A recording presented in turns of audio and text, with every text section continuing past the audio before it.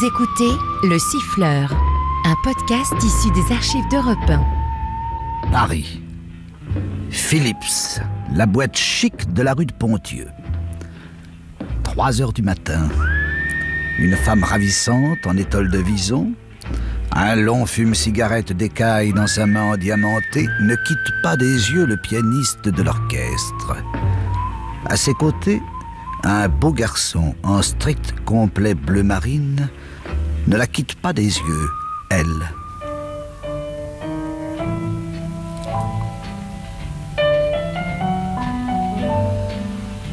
Qu'est-ce que tu regardes comme ça?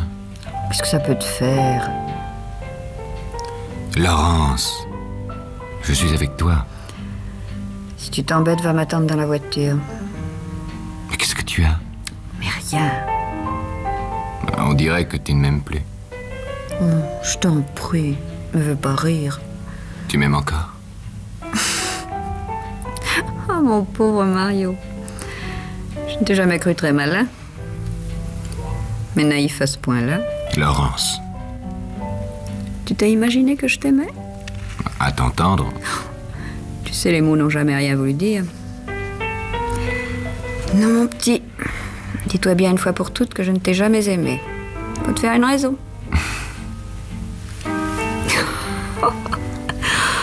Ah, cette tête. Allons, voyons, toi et moi, tu ne pensais tout de même pas que c'était sérieux. Si. Ah, tu t'imaginais que ça allait durer toute la vie. Pourquoi pas? Ah, tu crois au Père Noël? Je croyais en toi. Fallait pas. Je t'ai offert 3 mois agréables. Du moins, je le crois. Toi, je peux dire que tu m'as donné 3 mois merveilleux. Bon. Et bien maintenant, rideau. Reprends ta place au volant. Et moi derrière. Bonjour, bonsoir, il ne peut rester que ça entre nous. Ah, je crois rêver. Heureusement que moi, j'ai les pieds sur terre. Mon mari revient d'Amérique demain. Tu as peur qu'il apprenne quelque chose? Non. Nous avons été suffisamment prudents. Mais après 3 mois d'absence, il me semble normal de lui consacrer l'exclusivité à laquelle il a droit. Je lui appartiens. Il me dégoûte. Jaloux? Oui. Je le hais. Et pourquoi ça? Mais parce que dans la vie, il a tout. Et que moi, je n'ai rien. Il possède une grosse fortune et la plus belle des femmes de Paris. Il a réussi tout ce qu'il entreprend. Tandis que moi, je suis un minable. Je ne te le fais pas dire. Ce que je ne peux pas lui pardonner, c'est sa condescendance. Cette espèce de fausse bonté, de fausse cordialité, avec laquelle il a l'air de s'intéresser aux petites gens. Tiens, l'autre jour, je l'ai entendu dire à Martha: « Vous n'avez pas bonne mine, ma petite Martha. Demandez donc à madame 15 jours de vacances. Je vous paie le voyage et 2 semaines sur la Côte d'Azur. » Tout ça pour avoir les domestiques à sa dévotion. Pour qu'on dise « Monsieur est si bon. » Tant qu'il n'y a que du fric à sortir, qu'est-ce que ça peut lui faire? Il en a trop. Avec son argent, il se paie une réputation d'homme de cœur. Il y a de quoi se tordre. C'est tout? Et ce qui est le plus rigolo, c'est que lui qui fait le malin, lui qui se croit irrésistible, il n'est même pas fichu de s'apercevoir que sa femme lui fait porter des cornes. Et si je lui racontais ce qu'il y a entre toi et moi... Ce qu'il y a eu. Bah, justement. Puisque c'est fini. Je n'ai plus rien à perdre. Et je me promets une bonne peine de rigolade quand je vais lui dire: « Monsieur m'a engagé pour être le chauffeur de madame. J'ai le plaisir d'informer monsieur que pendant les 3 mois que monsieur est resté en Amérique, madame a été ma maîtresse. » C'est ça. Et il nous tuera tous les 2. Réunis dans la mort. Bon, ce sera merveilleux, mon amour. Mais moi, je ne veux pas mourir. Moi, tout, plutôt que de te perdre. Alors tu n'as rien compris. Tu n'as pas encore réalisé que je suis incapable d'être fidèle. Que ce qui m'amuse, c'est conquérir. Et qu'après, je m'ennuie. Tu es la dernière femme que j'aurais dû aimer, tiens. C'est bien mon avis. Va chercher la voiture. Je te retrouve devant la porte. Mais tu ne sors pas avec moi? Non. Laisse-moi écouter ce morceau.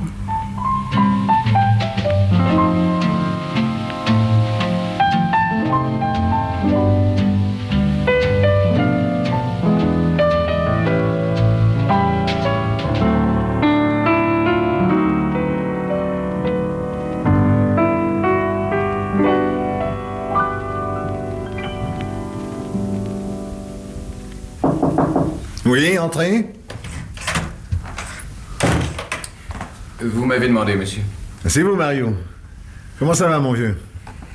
Très bien, monsieur, merci. Oh, je vous trouve pas bonne mine du tout. Qu'est-ce qui se passe?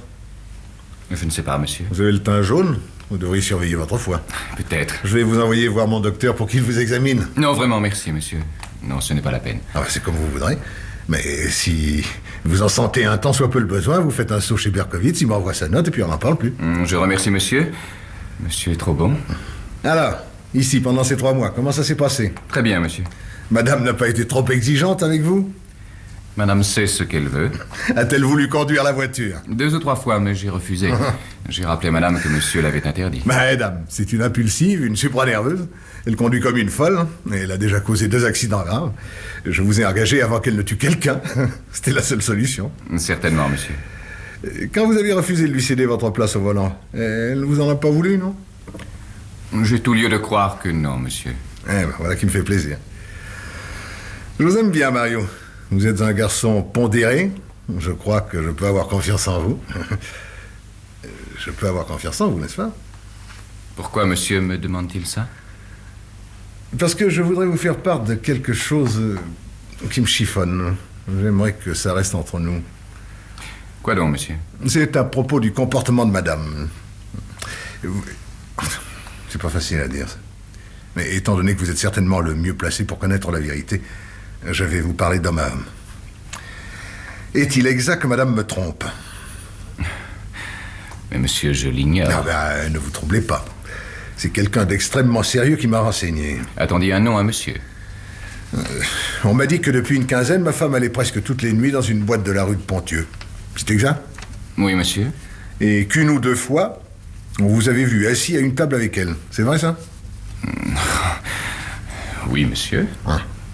En premier lieu, je n'ai pas besoin de souligner ce qu'il y a d'inconvenant pour une femme du monde à boire du champagne avec son chauffeur dans un lieu public. Et madame m'en a prié. J'ai pris cela pour un ordre. Je n'ai pas cru devoir désobéir. En vous faisant asseoir à sa table, c'était, paraît-il, pour convaincre un certain monsieur qu'elle n'était pas inaccessible. Pardon?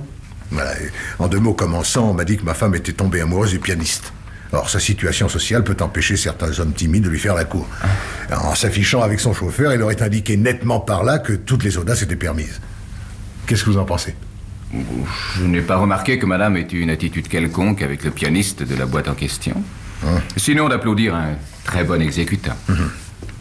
On m'a dit que depuis 8 jours, elle se faisait conduire tous les après-midi au musée du Louvre. Oui, monsieur.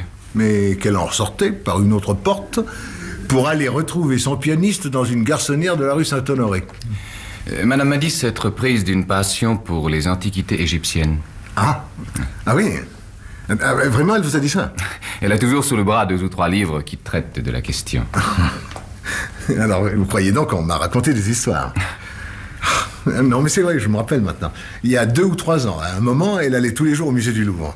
À cette époque-là, c'était pour les peintres de la Renaissance. Madame aime à s'instruire. Oui, elle est très intelligente. Peut-être un peu fantaisiste, mais enfin, j'aime mieux qu'elle se passionne pour Ramsès que pour un pianiste.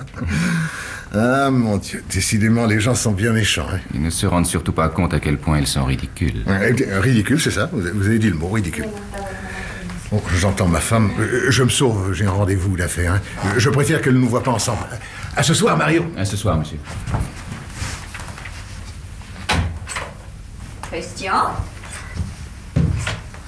Tiens, Mario. Qu'est-ce que vous faites tout seul dans ce bureau? Je causais avec monsieur. Il vient de sortir pour un rendez-vous d'affaires. Bon. Reste ici. Quoi? J'ai à te parler. Ah non, mon petit bonhomme, je t'ai dit que c'était fini et c'est fini. J'ai plutôt l'impression que ça va commencer. Qu'est-ce que tu dis? Une banane m'a renseigné ton mari. À notre sujet? Non. Sur tes amours avec le pianiste de la boîte de nuit. Qu'est-ce que c'est que cette histoire? C'est tes visites quotidiennes au musée du Louvre ne sont qu'un prétexte.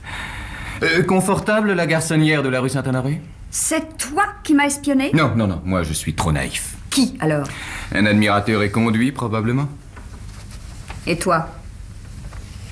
Qu'est-ce que tu as dit à Christian? Que tout cela n'était que des calomnies. Il a tellement confiance en lui qu'il m'a cru tout de suite. C'est bien, chérie. Peut-être reviendrai-je sur ma décision en ce qui te concerne.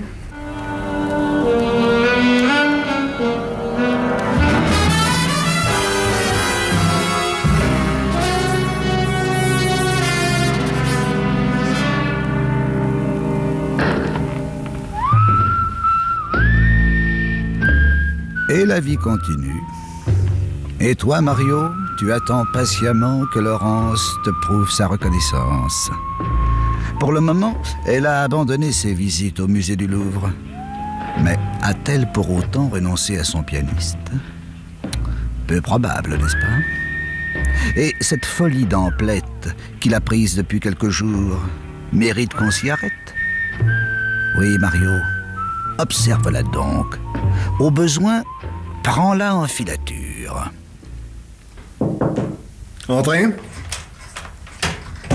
Eh bien, Mario, qu'est-ce qu'il y a, mon vieux? J'ai un pénible devoir à remplir envers monsieur. Qu'est-ce qui se passe? Monsieur sait-il que madame ne va plus au musée du Louvre? Déjà? J'aurais été étonné que ça dure. Et quelle est maintenant la nouvelle passion? Madame fait des achats dans un magasin de nouveautés. Ah, j'espère qu'elle ne me ruine pas trop. Tous les après-midi, madame me prie de la conduire à son magasin préféré, et elle n'en ressort qu'au bout d'une heure ou deux, les bras chargés de paquets. Bon, eh bien, ça lui passera comme le reste. Ce matin, nous y sommes allés à 11h, et tout à coup, je ne sais pas pourquoi, quand j'ai vu madame entrer dans le magasin, un soupçon m'a pris. J'ai pensé à ce que monsieur m'avait dit l'autre jour, et sans plus réfléchir, je me suis permis de suivre madame. Ce procédé me déplaît. Ce qui va déplaire davantage à monsieur, c'est ce que j'ai vu. Madame a traversé le magasin, et elle est sortie par une autre porte. Elle est allée rue de l'Isly rejoindre sous la voûte d'un immeuble le pianiste de la boîte de nuit dont on a parlé à monsieur. Ils ont disparu dans l'escalier. Vous jurez que c'est la vérité? Parole d'honneur. Êtes-vous prêt à répéter cette accusation devant madame? Quand monsieur voudra. C'est bon, je vous crois. Et je vous épargnerai cette corvée. Oui, madame? Dans sa chambre. Que Martha l'a pris de descendre me voir ici, tout de suite, dans le bureau. Et Martha n'est pas là cet après-midi, monsieur. C'est son jour de sortie. Bon, alors j'y vais. Voilà madame qui descend. On ne peut mieux. Filez par cette porte qu'elle ne vous voit pas. Oui, attendez. Laurence? Chérie? Tu sortais? Oui, faire des courses. Tu n'as pas rendez-vous cet après-midi avec ton pianiste, rue de l'Isly? Pardon? Ah, inutile de nier, je sais tout. Dans ce cas, je n'ai rien à t'apprendre. Laurence, reste ici. Tu t'en tireras pas comme ça. Oh, dis donc, je t'en prie. Ne prends pas cet air de justicier. Ce qui arrive, c'est ta faute. Uniquement ta faute. Ça, alors, c'est un comble. Écoute, tu n'es jamais là. Tu ne penses qu'à tes affaires et tu t'imagines qu'en me donnant de l'argent, tu n'as rien à te reprocher. Mais ce serait trop commode. Mais je suis seule, moi. Terriblement seule, si tu veux le savoir. Et j'ai besoin d'une présence près de moi. Puisque ça ne peut pas être toi, c'est un autre. Voilà tout. Laurence. Avec tous tes millions, tu n'es qu'un pauvre type. Et moi, j'en ai assez de cette vie-là, tu entends? Adieu. Laurence, pauvre je te demande idiot. pardon, Laurence. Laurence. Elle a raison. C'est moi l'imbécile. Oh. Comment vous étiez là, vous? Vous écoutez aux portes? C'est-à-dire... Oh, monsieur, regardez. Quoi? Madame s'en va avec la voiture. Elle courait après. Empêchez-la. Mais trop tard. Cette femme au volant dans l'état d'exaltation où elle est, c'est un danger public, alors. Et vous, fichez-moi le camp. Je vous flanque à la porte. Mais parce que... Vous avez agi comme un sale espion. Et tout ce qui m'arrive est votre faute. Oh, ben ça Vous êtes alors. capable de me plaquer maintenant et de demander le divorce. Oh, ce ne sera pas une grosse perte. Ah, je vous défends d'insulter ma femme. Hein. Si une fois elle a pu se laisser aller à commettre une faute... Une fois. Oh, alors là, laissez-moi rigoler. Quoi? Qu'est-ce que c'est que ce ton? Celui qu'on ne peut s'empêcher d'avoir devant un idiot. Quoi? Mais mon pauvre vieux, tu es le seul à ne pas connaître la conduite de ta femme. Menteur! Moi, menteur. Tu m'as insulté l'autre jour, quand tu as trouvé inconvenant que madame boive le champagne avec son chauffeur dans un lieu public. Et si je te disais que toutes les nuits, c'est dans ma chambre qu'elle venait le boire. Quoi? Pendant les 3 mois d'Amérique, j'ai été l'amant de ta femme. Laurence avec mon chauffeur! Salaud! Ah, laisse ce coupe-papier, ouvre ta somme. C'est moi qui vais t'étriper, crapule!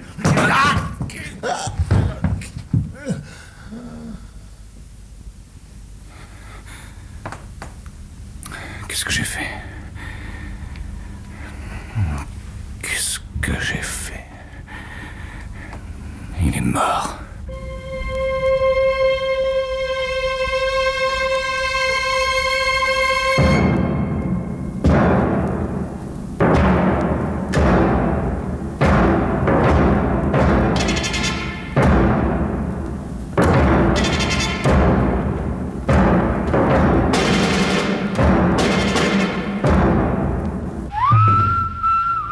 Ainsi, tu as tué ton patron. Hébété, tu vas dans ta chambre au-dessus du garage. Et tu restes là, assis au bord de ton lit, 1 heure, 2 heures, incapable d'une réaction. Soudain, un bruit d'auto. C'est Laurence. Elle monte directement à sa chambre. Un quart d'heure encore. Cette fois, c'est Martha qui revient du cinéma. Elle entre dans le bureau. Puis elle monte, vite, trop vite. Mario! Mario! Vous êtes là? Oui, Martha, entrez. Excusez-moi, je dormais. Oh, c'est épouvantable. Mais qu'est-ce qui se passe? Je n'ai plus de jambes. Asseyez-vous. Ça devait finir comme ça. Mais quoi donc? Cette femme abominable. Enfin, de qui parlez-vous? De madame. Elle vient tuer son mari. Quoi? Mais où ça? J'ai frappé à la porte du bureau pour donner du courrier à monsieur. Je l'ai trouvé par terre, la tête en sang. Il est mort. Vous avez prévenu madame? Je l'ai aperçu en train de faire sa valise. Elle veut sûrement prendre la fuite. Il n'y a pas une seconde à perdre. Il faut que vous appeliez la police tout de suite. Non? Oui, bien sûr. Allô? Allô, la police? Oui, un homme vient d'être tué. Venez tout de suite. 14 terre, avenue Janson, à Neuilly.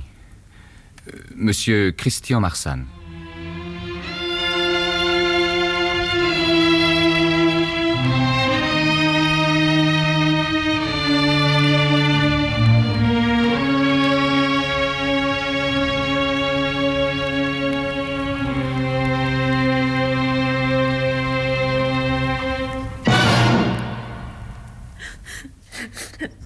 C'est avec ce flambeau qu'il a été assommé. Pauvre monsieur. Il était si bon. Ça devait arriver. Expliquez-moi ça. Madame et monsieur ne s'entendaient pas. Il aura appris sa mauvaise conduite. Il lui aura fait des reproches. Il y aura eu une scène et elle l'aura frappé avec ce chandelier. Si c'est elle, elle est costaud. En colère, elle est comme une folle. Ses forces sont décuplées. Un jour, elle a manqué me briser le poignet. Où est-elle? Dans sa chambre, en train de finir sa valise. Pour fiche le camp, naturellement. Elle ne nous a pas entendus? Non, la fenêtre de sa chambre donne sur le jardin. Qu'est-ce qui se passe? Tenez, c'est madame qui file sa valise à la main. Un policier l'empêche de sortir. Allons voir. Je ne puis pas. Mais enfin, allez-vous blesser? J'ai bien le droit de partir de chez moi quand ça me plaît, non? Qu'est-ce qui se passe? Et vous, qui êtes-vous? Police. Mais qu'est-ce que la police vient faire ici? C'est moi qui pose les questions. J'aimerais d'abord mettre au point vos emplois du temps à tous les trois. Revenons dans le bureau. Voyons, vous, madame, Martha, je suis la gouvernante. vous m'avez bien dit que vous aviez passé l'après-midi au cinéma. Oui, monsieur l'inspecteur. Et vous, monsieur? Mario, je suis le chauffeur. Qu'avez-vous fait cet après-midi? Je suis rentré quelques minutes avant Martha. Où étiez-vous? Il y a eu ces jours-ci une réparation importante à la voiture. Et je suis sorti avec pour l'essayer et procéder à divers réglages. Vous avez donc été en loto la plus grande partie de l'après-midi. Oui? Quelle marque, la voiture? Cadillac. Numéro? 8653 KC75. Qu'est-ce qu'il y a, madame? Vous n'êtes pas d'accord sur ce que dit votre chauffeur? Oh, si. Si, monsieur l'inspecteur. Et vous? Où avez-vous passé l'après-midi? Moi, je n'ai pas bougé d'ici. Vous avez été tout le temps avec votre mari. Oui, tout le temps. Je n'espérais pas que ma tâche serait aussi simplifiée. Et peut-on savoir pourquoi vous partiez avec une valise?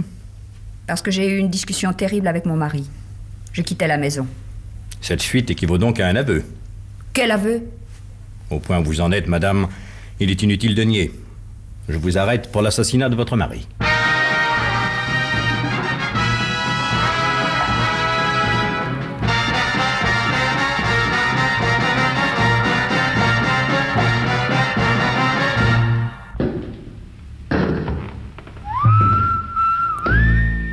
Ainsi, Mario, grâce à ton mensonge, tout accuse Laurence.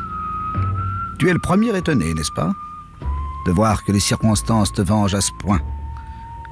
Pourtant, une fois rentré dans ta chambre, une espèce d'angoisse te saisit. Et tu te répètes sans cesse la même question. Quand tu as affirmé que tu étais sorti tout l'après-midi avec la voiture, pourquoi Laurence n'a-t-elle pas dit que tu mentais? Pourquoi? Mario, vous êtes là? Oui, inspecteur, entrez. Alors, quoi de nouveau? Madame Marsan jure ses grands dieux qu'elle n'a pas tué son mari. Mais tout l'accuse. Je la vois mal embarquée. Dites-moi, Mario. Inspecteur? Pour essayer la voiture, quel chemin avez-vous pris? Oh, j'ai roulé dans Neuilly.